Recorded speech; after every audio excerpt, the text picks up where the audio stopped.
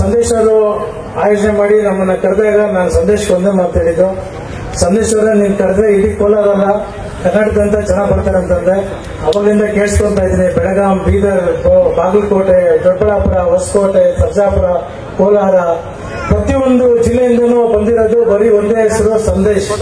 ಸಂದೇಶ್ ನನ್ನ ಹೆಸರಿಗೆ ಬಂದಿದೆ. ಮತ್ತೆ ಗಣೇಶನ ಈಗ ಹೇಳ್ಬಿಟ್ಟು ಹೋದ್ರು, ಇದೆಲ್ಲ ಜನ, ನಾನು ರಾಜಕೀಯದಲ್ಲಿದ್ದೀನಿ, ಜನ ಕಷ್ಟದ ಎಷ್ಟು ಕಷ್ಟ ಅಂತ ನಮಗೂ ಗೊತ್ತು. ಜನ ಬಂದು ಬೆಳಗ್ಗೆ 11:10 ಇಲ್ಲಿ ಕೂತ್ಕೊಳ್ಳೋದು, ಬಿಸಿಲು ಕೂತ್ಕೊಳ್ಳೋದು ಎಷ್ಟು ಕಷ್ಟ ಅಂತ ನಮಗೂ ಗೊತ್ತು. ಆದ್ರೂ ನೀವೆಲ್ಲ ಇಲ್ಲಿ ಒಂದು ಒಳ್ಳೆ ಪ್ರೀತಿಯಿಂದ ಕಮಲೇಶ್ವರಿ ಅಂತ ಪ್ರೀತಿಯಿಂದ ಇಲ್ಲೆಲ್ಲ ಕೂತ್ಕೊಂಡಿದ್ದೀರಾ. ನಿಮಗೂ ಫಸ್ಟ್ ಧನ್ಯವಾದ ತಲುಪಿಸ್ತಾ ಇದ್ದೀನಿ. ಅಷ್ಟು ಪ್ರೀತಿನ ಸಂದೇಶ್ ಸಂಪಾದನೆ ಮಾಡಿದ್ದಾನೆ. ಸಂದೇಶ್ಗೆ ಇದೇ ರೀತಿ ನಮ್ಮ ಕರ್ನಾಟಕ ಅಲ್ಲ ದೇಶದಂತ ಎಲ್ಲ ಅಭಿಮಾನಿ ಕ್ರಿಯೇಟ್ ಆಗಲಿ, ಅವ್ನು ಮಾಡೋಂಥ ಹೋರಾಟಗಳಿಗೆ ಜಯವಾಗಲಿ ಅಂತ ಹೇಳ್ಬಿಟ್ಟು ನನ್ನ ಮಾತನ್ನು ಮುಗಿಸ್ತಾ ಇದ್ದೀನಿ. Thank you.